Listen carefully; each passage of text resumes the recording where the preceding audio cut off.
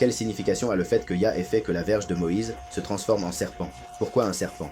Plusieurs raisons, et je vais en mentionner beaucoup d'autres. Lorsque Moïse demande à Yahvé un signe, il laisse entendre que le peuple était incrédule. Mais étant le peuple fils d'Abraham, c'était comme un manque de respect pour Abraham et pour le peuple. Car s'ils étaient croyants, fils d'un croyant, ils croiraient donc en la rédemption.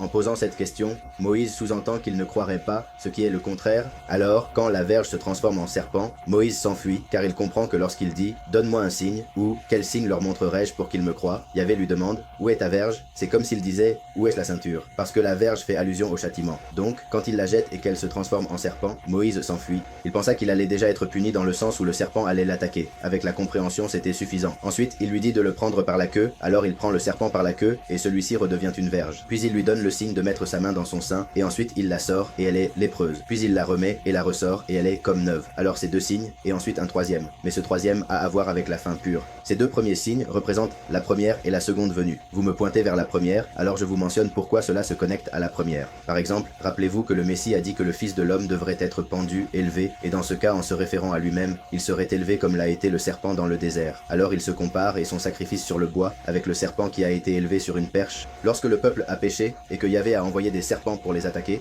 cela représentait que par le péché, vient le poison du péché qui nous détruit. Mais à travers notre foi en Yeshua, le Messie Yusand, le pouvoir du serpent est détruit. Alors Yeshua est le souverain, c'est l'autorité, c'est le pouvoir. Comme la verge représente l'autorité, le pouvoir, lorsque la verge s'est transformée en serpent, serpent en hébreu est Nahash, dont la valeur numérique est 358, le mot Mashiach a une valeur numérique de 358, Messie, Oant. Alors, lorsque la verge qui représente le Messie Yeshua avant de s'incarner descend sur terre et se transforme en serpent, cela représente le moment où Yeshua viendrait sur terre et entrerait dans la chair à la ressemblance du péché, comme il est écrit qu'il l'a fait en tant que Mashiach, dont la valeur numérique est la même que celle du serpent. C'est pourquoi, en étant suspendu, il arrêterait le serpent et le détruirait, car 358 et 0, il a détruit le serpent et le pouvoir du serpent à travers son poison qui est le péché, en mourant pour nous à cause de nos péchés, étant entré dans la chair, qui est là où se trouve le serpent, car la chair a une inclination au mal. Yeshua est venu à la ressemblance du péché parce que l'inclination au mal n'était pas en lui, c'est pourquoi il est venu d'une vierge pour accomplir toute la Torah et nous donner cette chair sans l'inclination au mal pour la vie éternelle, représentant la venue du Messie qui apporterait la sagesse à la connaissance de la vie, tout comme le serpent a dit à Ève au sujet de la connaissance du bien et du mal.